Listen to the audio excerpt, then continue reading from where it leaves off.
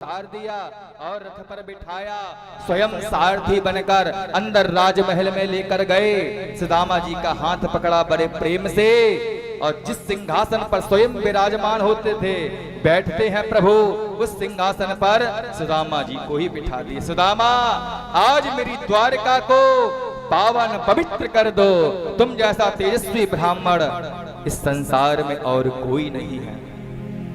इशारों में रुक्मणी को आज्ञा दे दी, जाओ और पैरों को पखारने के लिए जल को लेकर आओ।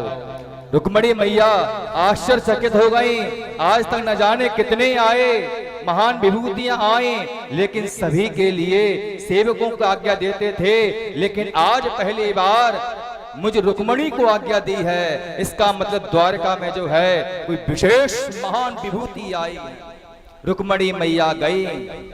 इतनी देर में प्रभु ने सुदामा जी के तलबों पर जब हाथ रखा, न जाने कितने कांटे थे, न जाने कितने कंकड़ थे, सबको निकाल दिया।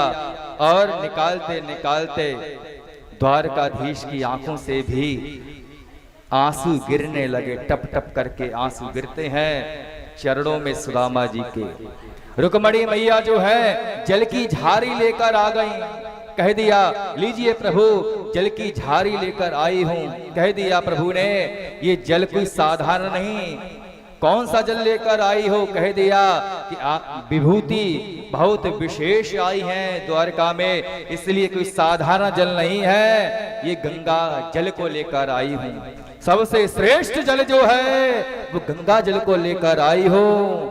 महान विभूति है, कोई साधारण जल से चरण पखारे जाएंगे? द्वारकाधीश प्रभु कुछ नहीं बोले, अपनी गर्दन को हिला दिया, नहीं, गंगा जल से भी नहीं धुलाना है। रुक्मणी मैया ने हाथ जोड़ लिए, प्रभु मुझसे क्या गलती हो गई, मैं गंगा जल को लेकर आई हो।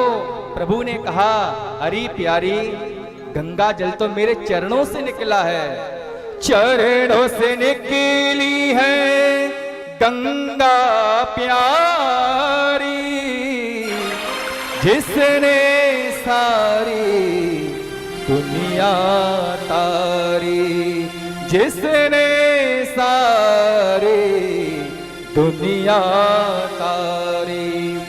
अरे रुक्मणी, संसार में गंगा जल श्रेष्ठ है, लेकिन गंगा जल तो मेरे चरणों से निकला है। उस गंगा जल से भी मैं अपने मित्र के चरणों को पखार नहीं सकता।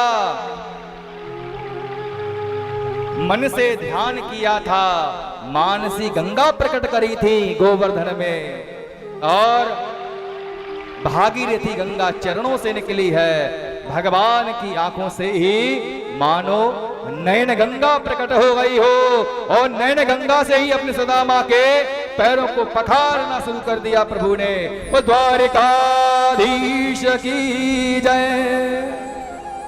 रोते रहे प्रभु, अपनी नयन के जल से ही, मानो नयन गंगा से ही प्रभु ने जो है अपने मित्र के चरणों को पखार दिया। सारे कांटे निकाल दिए, सारे कंकड़ों को निकाल दिया। कुछ छालों को देखा, चलते चलते फूट गए थे। सुदामा जी से कहा, सुदामा जी, हे मित्र, रास्ते में आते हुए कोई कष्ट तो नहीं हुआ?